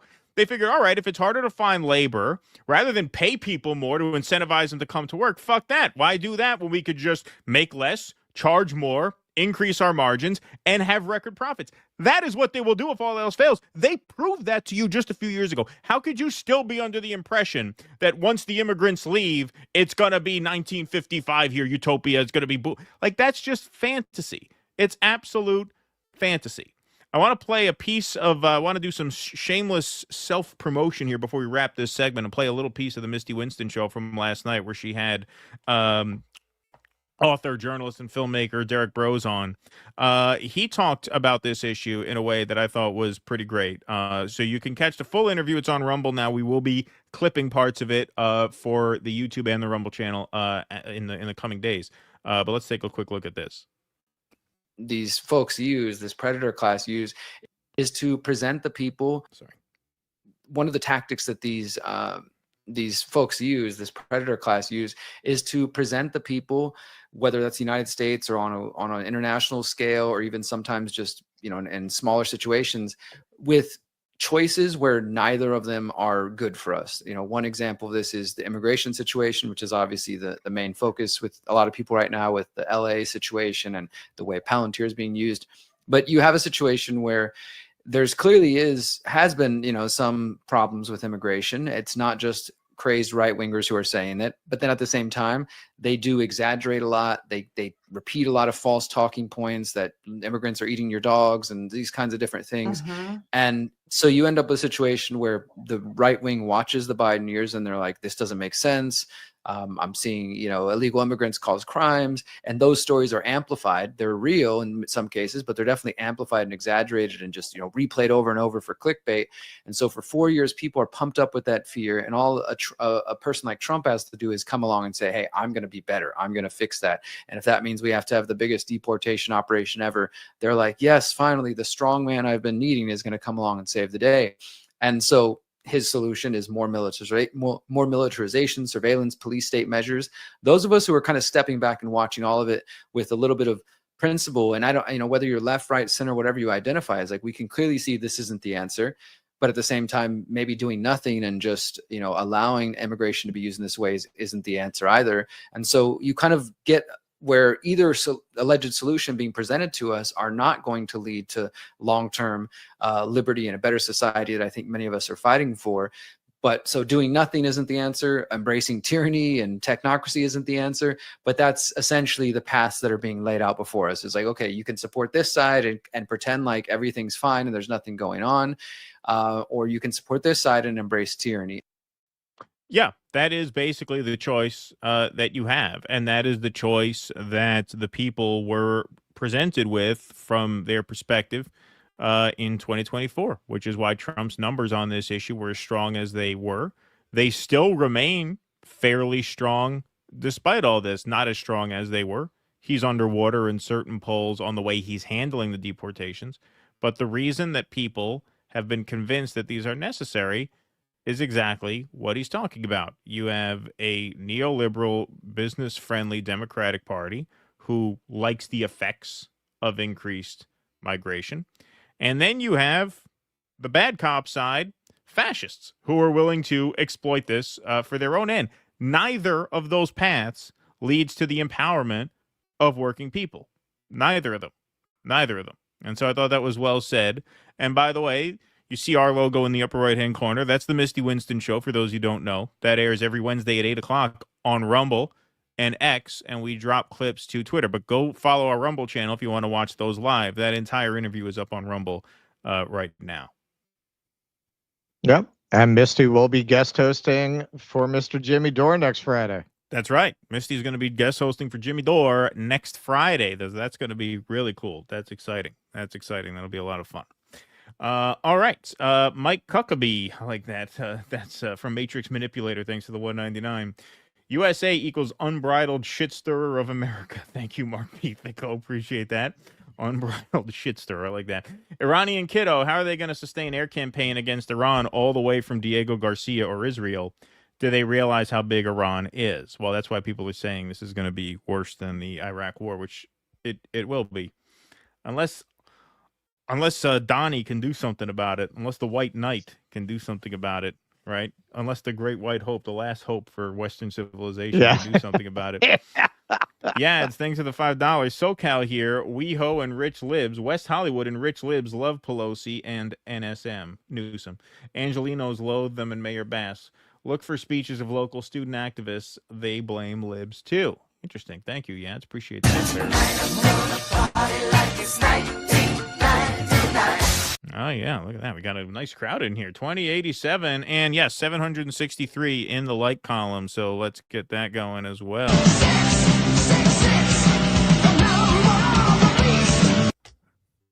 Okay. The yuppies say this is what makes me hate that Trump is president the most. I have to agree with Gavin Newsom because what he said wasn't wrong, though he sucks. Thank you, yuppies. Appreciate that very much. Tyler W., thanks for the $19.99. All that would have to stop illegal immigration is make it illegal to hire illegal immigrants and illegal to pay poverty wages with harsh prison time. Why is this never brought up as a counter-argument? Because they don't want to do that. You saw where his loyalties actually lie. He just tweeted it out. It's amazing that he would tweet that out. It really is kind of crazy that he would tweet that out. Our great farmers and hotel leisure employers are saying you're taking all our workers. Yeah. Oh, boy, we screwed up.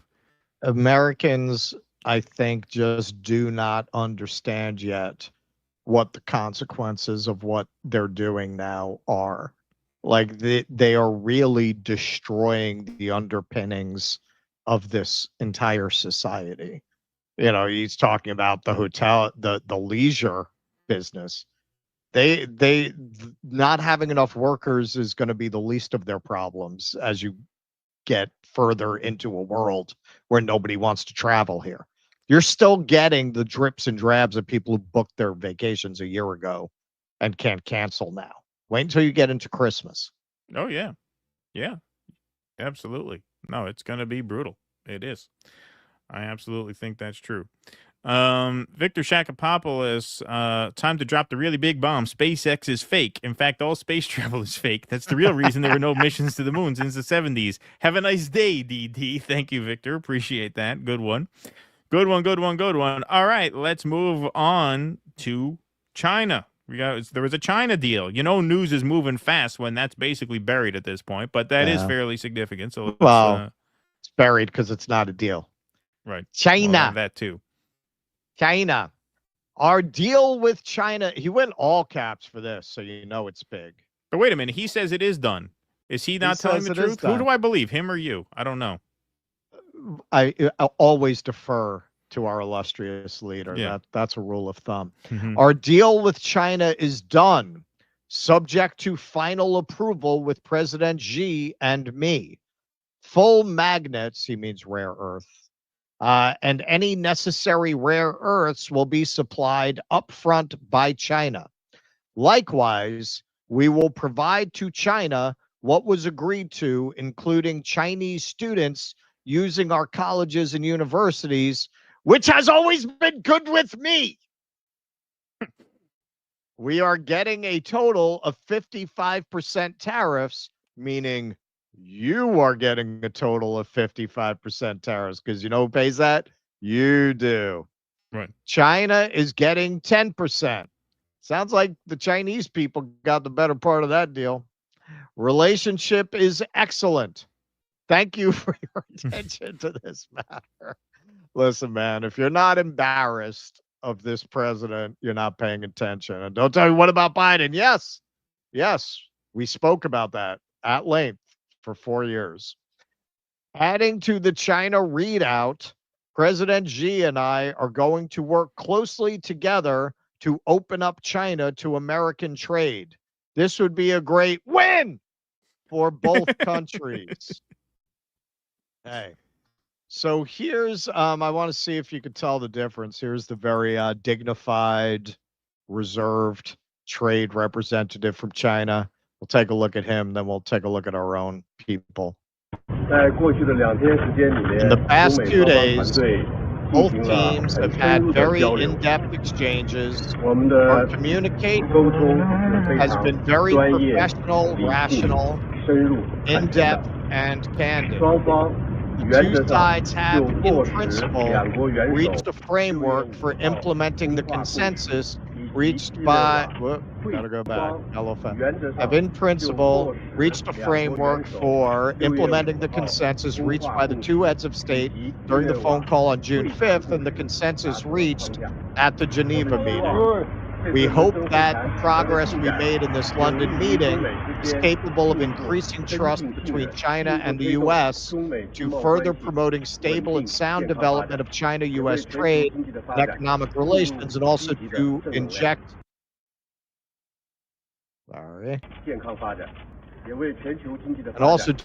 positive energy into world economic development. Okay. Now let's see our guy, Howard Lutnick, who, guess what? You're going to be hearing this at least until Trump tires of him or he tires of the job. We have given Howard Lutnick his own sound drop. Pig Man. Pig Man, our first Pink Floyd sound drop, long overdue. I'm sure Roger would appreciate that use of his work. All right, so here's what he said on CNBC. I guess is the total, including what? The fentanyl tariffs, the higher tariffs on China, 10% that we had remember, previously. you've got all the tariffs. You got all the tariffs that President Trump set in his first term, right? And those never came up. We never discussed them at all. We have the fentanyl tariffs, and you know, they said, look, it's very hard for us to stop fentanyl. We said, well, you stop the magnets in like an hour. If you stop the magnets in an hour, how could you not stop fentanyl ingredients in an hour? Come on, you could do it if you wanted to do it. And they said, look, that's not on the table. So we said, okay. So we sent experts in the other room to discuss it. But the end result was they are on, the 20% fentanyl tariffs are on, and the 10% reciprocal tariffs are on. So we have 30 for this, plus the 25 from this first term. You know, we're in a very good position. We like our position. We like the way things are working with China. We got to a very positive place because of the call. I mean, it really was the call that Donald Trump had with President Xi last Thursday. I mean, think about it. They agreed to get together right away And we got together on Monday. And I want to say the people from the UK couldn't have been kinder. They set up everything. They were fantastic for us. They created a great place. And I got to tell you, the room we were in was a perfect, I never felt more comfortable because every inch of the room was gold leafed. I mean, it was like Donald Trump. It was like the perfect place to negotiate a Donald Trump deal. President Trump would have loved that room. It was perfect for the Americans. So, what do we do to impress these very stupid Americans? Oh, we have that gold room. Nobody uses it. Too tacky. Let's do meeting in there. They give us everything. We make it ourselves. We make it just for you, the dumb American room. We have that tin foil, the gold covered tin foil. Wrap the wall in that. They'd be very impressed. These morons. Give them a hamburger. Yeah. Give them a hamburger and some gold aluminum foil. We get everything we want. Give them the bread with the corn syrup. They eat that, they in good mood. Give them the bread, we feed the pig. I hear the pig man leading negotiation. The pig man coming. Howard Lutnick, we call it the pig man.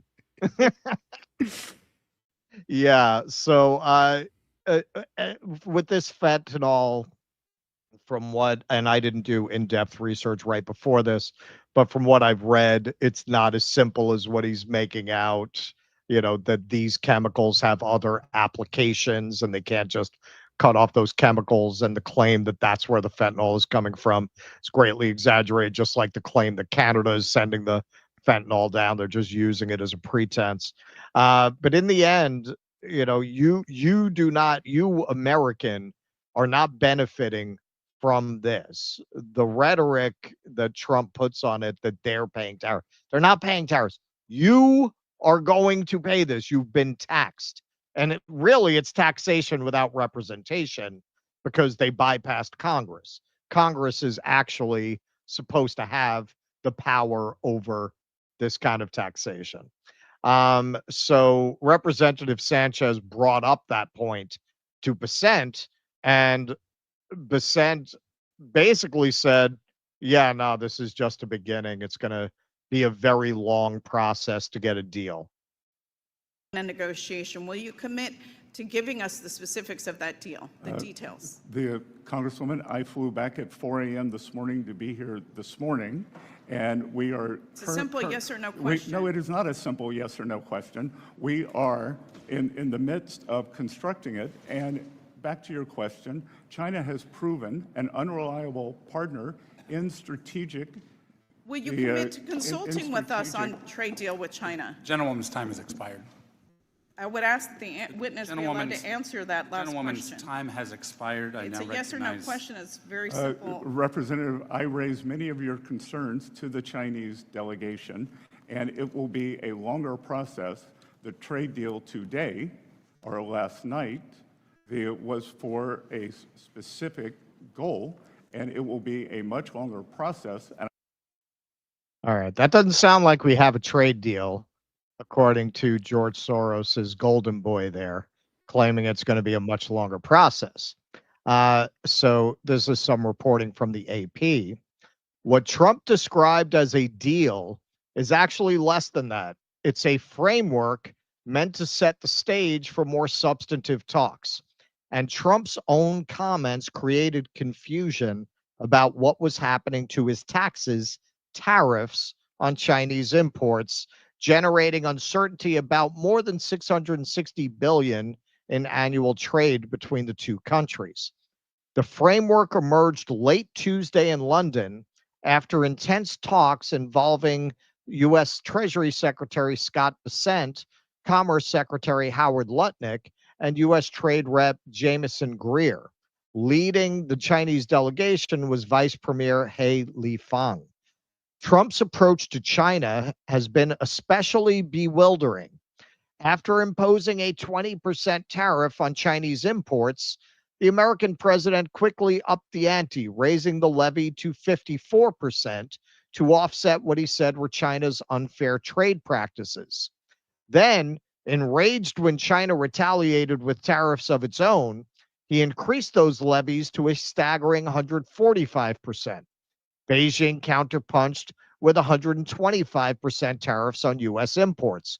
Those triple-digit tariffs threatened to effectively end trade between the U.S. and China, causing a hair-raising sell-off in financial markets. At a meeting in Geneva last month, the two countries agreed to back off. America's tariffs went back down to a still high 30% and China's to 10%. In April, the Chinese announced licensing requirements that slowed the supply of desperately needed rare earth minerals to the United States. Furious about the move, Trump threatened to call off the Geneva arrangement, setting the stage for talks Monday and Tuesday in London. And there, the Chinese agreed to speed up the rare earth shipments. Okay, so these are the bullet points of what the deal memo, basically. Tariff rollbacks preserved. So it's going to stay at between the 25% from Trump's first term and the 30% in the second term. It's 55%.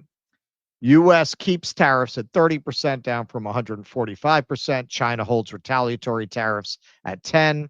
Rare earth export curbs lifted. China to resume exports of critical materials. Easing of U.S. export controls. Now, this is where China clearly has the U.S. by the balls on the rare earth minerals. They need a lot of our advanced technology. So that is a key part of this deal. That's really the tit for tat on the rare earth. Some tech-related export bans lifted. There you go. Requires presidential approval.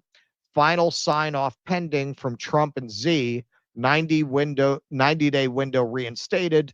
Deadline August 10th, 2025. And not mentioned here is not going after the Chinese students anymore. Now, in other reporting, they've mentioned the Chinese only agreed to 6-month licensing deals at a time. In other words, you fuck us, we fuck you. They're not doing anything beyond a 6-month window, given that Trump's attention span tends to be somewhat shorter than that. So Trump just announced a trade deal with China in which tariffs, which we pay as consumers, will increase from 30 to 55%. Genius. Tired of all the winning yet? Arnaud Bertrand pulled out this video of Hao Hong, one of China's most influential economists. Quote, this trade war actually somehow united the Chinese people together. If you're in mainland China, you can really feel the atmosphere, people rooting for President Xi and for China. This is exactly why Trump is nicknamed Chuan Jingao in China, which literally means that he builds China. He really has the extraordinary ability to bring China together, the U.S. a bit less. So let's take a look at some of that. The American consumers probably can live for much longer at the higher prospect of much substantially higher inflation. And then at the same time, because of the process of this trade war and how this trade war started, it actually somehow united the Chinese people together. Right. So if you're in mainland China, you can really feel the atmosphere, rooting for President Xi and also rooting for China in this negotiation process. So, oh yeah, man, we're really bringing down China, really bringing down China. Owned. And what is China doing while we are doing everything we possibly can to make the world hate us? China is not only Africa's largest customer, but will also eliminate all tariffs for 53 African countries. No trade war, no tariffs, no lectures on governance, how to make friends and influence people. Dale Yuan Carnegie. Cute. So yeah, Africa's top export destinations in 2023, China, almost 15%. The next closest is the UAE at 6.67. So almost triple going to China. And China lends money to poor countries. Shocker. Well, they'll get a better deal than from the IMF or World Bank. Plus, China won't start rearranging their economic system or indeed invade them. Yes, exactly. 26.6 billion to Pakistan, 21 billion to Angola, 8.9 billion to Sri Lanka, and so on. The exact countries that at this very moment we are alienating and driving right into the arms of the country that we claim we're having this rivalry with. If you look at how China is handling itself, it's really a masterclass in playing the long game, which is really their strength as a society, and just using soft power and letting your enemy defeat itself without firing a shot, right? They're just building good relationships around the world, giving them a better alternative to dealing with the West and its institutions and the United States. And in the end, you're building a world that wants the United States to fall.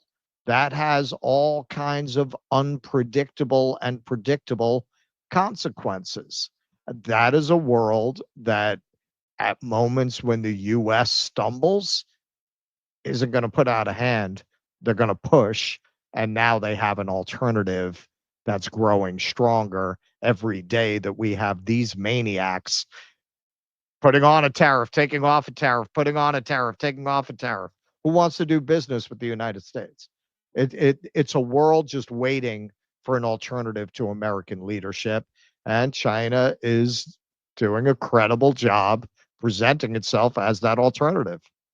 Yeah, and I mean, this has been a long time coming. I mean, this is 30 plus years now. Since the fall of the Soviet Union, we have been on a mission to destroy our reputation in the eyes of the rest of the world, especially with powers and countries that were more sympathetic to the ethos of the Soviets. The 90s into 9/11, everything we did in response to 9/11, even, yes, through George W. Bush and even through Obama, when that was really seen as this reversal where the United States would make amends with the international community. All of a sudden, this embarrassment of George Bush was off our back. I mean, he didn't do anything. He expanded our military footprint. Trump, obviously, Biden, huge disaster, Ukraine war, genociding Gaza, and now here we are. It's just been, I mean, like, we have not, like, I think people really took for granted, and this is the trajectory of all empires, especially toward the end, they just take for granted that they're going to be around forever. But no one is around forever. Power doesn't last forever. And so, you know, this is a lesson as old as time. But we're learning it now. We are on the fast track to that now. This is why, you know, so many people, you know, you've seen a lot of people saying 2030 is the end. You've heard that year, that date. Yes. I don't know how they forecasted that specifically, but they're not far off. I mean, if anything, we might come in a couple of years early. Right, bring it in early. Well, you know that MIT computer program that predicts the end of civilization altogether. Yeah, what was that, like 20? When was that? It's like 2045, something like that. Yeah, it was. Well, yeah, but they recently revisited it and said we're ahead of schedule. Oh, there you go. There you go. Under budget and ahead of schedule. Yeah. Yes. We brought in the end of the world under budget. Under budget and ahead of schedule. That's right. Just like my hotels. Mark Pugliese, thanks for the $5. R.E. Beach Boys, didn't you get a SoCal blonde Reaganite Nazi vibe?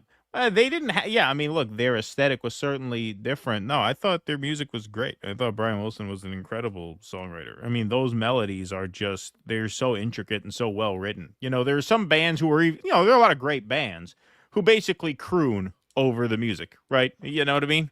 But with the Beach Boys, there were real melodies. Like, those were real compositions. Like, just if you hum a song like God Only Knows, I mean, it's just very, very involved and really just beautiful stuff. So yeah, no, I think they're a great band. Well, we don't think of it now, but the Beatles saw the Beach Boys as their competition. Yes. Well, yeah.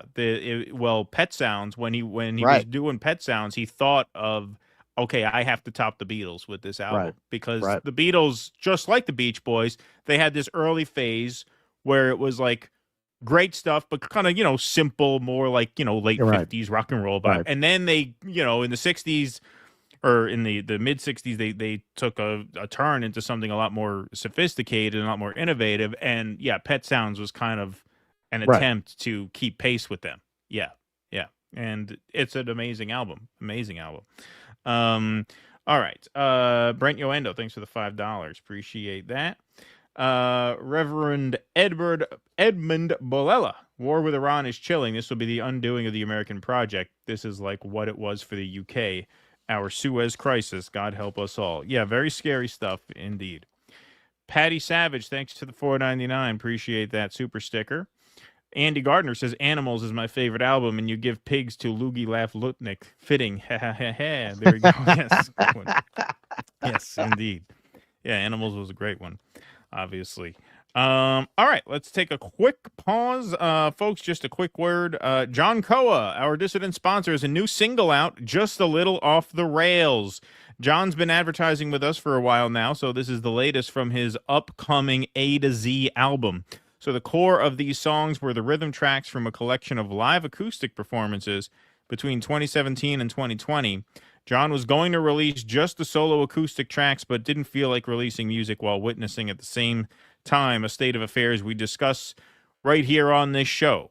So he decided to wait and continue recording, and now he's in the process of releasing the song. So Just a Little Off the Rails is the first single, and it's an autobiographical song featuring acoustic guitar, bass, vocals, and slide, all of which performed by John himself. So please head over to John Coa's Spotify and give it a listen. So if you're on Spotify, you can search John Coa, JOHNKOAH. You can also subscribe to his YouTube channel, which is youtube.com/John Coa, or you can find the link to all of his socials at his website. That's probably the easiest place to go, dudissidents.com/Coa. So head over and give it a listen. And we will play some of that song on Sunday's Rumble side. We just can't play them on YouTube because they're content ID'd, which he has no control over because they're licensed through whatever management he's got going. But we'll play a little bit of his tune on Sunday when we're over on the Rumble side. So we're looking forward to that. Javier, since Russell did a Latino impersonation as a Mexican, here's my white guy version of, oh, this mayonnaise is spicy. Thank you, Javier. Appreciate that. You should do Tucker Carlson saying, oh, this mayonnaise is spicy. Look, man, with all the fucking Jewish shtetl accents that I do, I'd say I'm equal opportunity impersonator. Yeah, exactly. Brad Gilbert, thanks to the $2. She needed a win. It's international WWE. Thank you, Brad Gilbert. Thank you for that very much. All right, let's see what we got over here. Peopled Infinite says voice acting. That Russell already did the voice of Mr. Fink in the cartoon Doug. Listen to that laugh. Y'all do best. By the way, how do you source your stories? Ground News or just check all the sites? We have a sponsorship set up with Ground News that we keep meaning to Oh yeah, on. I was going to ask you about that. Yeah, we got to start that. But no, we source it from Twitter, which is where we find the conversation in real time. And then we have our news app, which kind of consolidates things for us. But yeah, I should start using Ground News more. We have it set up, actually. We just have to start using it and start giving you guys a coupon code so you can use it. Oh, hang on. We have an account? Didn't they I'm assuming they gave us an account if they want us to. I guess, yeah. You're gonna advertise they would have it, to. Yeah. So yeah, we should get that set up for Sunday, actually. But yes, no, it is. That's by far the most labor-intensive part of the show is looking for stuff to do. Once you find stuff to do, that's it's not easy. It's still a lot of work, but we go through probably 20 story ideas per show. And like for every hour we're on, we do at least 2 of prep, probably 3. Yeah. For every hour we're on the air. Yeah, I would say so. Am I coming through? Is my internet okay? just said on Comment there. StreamYard having trouble connecting. Okay, good. EO Shush says Tulsi's message was Israel will attack Iran, and if it escalates, Israel will drop a nuke, and if China or Russia responds, America will go down with Israel, and your bunkers won't save you. Thank you, EO Shush. Yeah, something's going on with these Yeah, I slides. heard something about Tulsi. I should have looked at that when I was putting that together. Okay. Yeah, something's going on with these slides. Let me see. Is my slideshow still working? Yep. Good. Video. Good. All right, cool. All right. Yeah, so I'll be able to read the rest of these Rumble rants, but I don't know if I could put them on screen because I keep getting these error messages, so I don't want to push it. But we'll read everything. Don't worry. We will get to all of them. Eric Rousseau, Siddhartha Vicious says, it's okay, Keaton. I like Sam's Club pizza, too. Damn right, Siddhartha Vicious. Eggs. Eric Rousseau says, if Trump stuck with only criminal illegal immigrants, he could have had a big win, but that's not the mission. Manufacturing consent for an authoritarian police state is the real mission. Absolutely, Eric Rousseau.